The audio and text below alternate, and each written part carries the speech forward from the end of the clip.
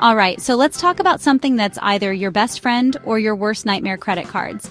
Picking the right piece of plastic can save you thousands or cost you a fortune. It's not just about having a card, it's about having the card for specific situation.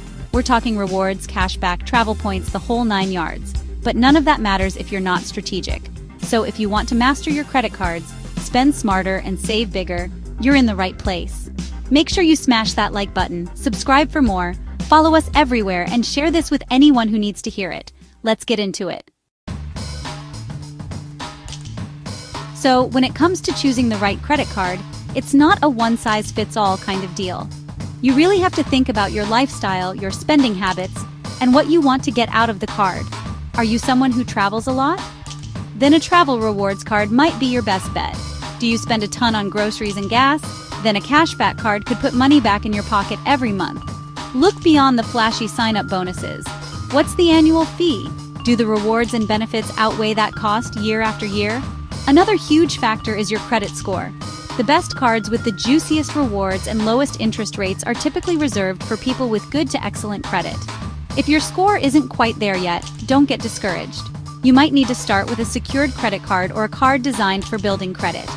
Use it responsibly, make your payments on time, keep your utilization low, and watch that score climb. Then, once you've built up a solid credit history, you'll have access to a much wider range of options and can upgrade to those top-tier cards. It's a marathon, not a sprint. Alright, let's talk about the silent killer of credit card debt: interest rates, or APR.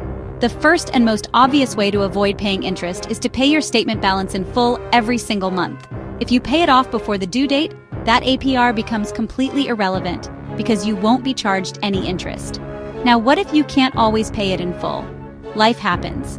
The next best thing is to understand how your APR is determined and what you can do about it. Often the rate you get is tied to your creditworthiness.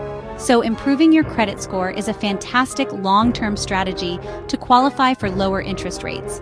Another powerful tool is the balance transfer.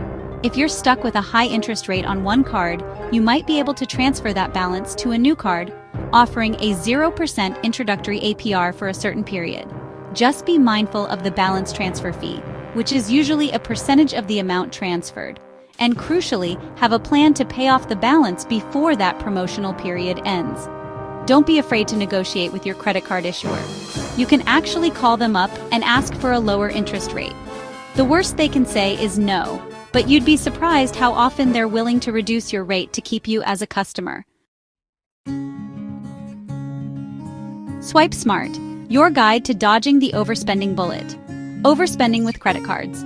It's a trap that's incredibly easy to fall into. The first step to avoiding this is to treat your credit card like a debit card. This means only charging what you know you can afford to pay off in full when the statement comes. Budgeting is your best friend here. Know where your money is going each month. Track your expenses. When you have a clear picture of your income and your fixed and variable expenses, you can allocate a specific amount for credit card spending. Set spending limits for different categories: groceries, entertainment, shopping, and stick to them. Another great tip is to set up spending alerts with your credit card company. Most issuers allow you to get notifications via email or text message when you make a purchase, or when your balance reaches a certain threshold. This can be a real eye-opener and helps you keep a real-time pulse on your spending. It's much harder to overspend when you're constantly reminded of how much you've already charged to the card. It adds a layer of accountability that can be incredibly effective in curbing impulse buys and keeping you on track with your budget.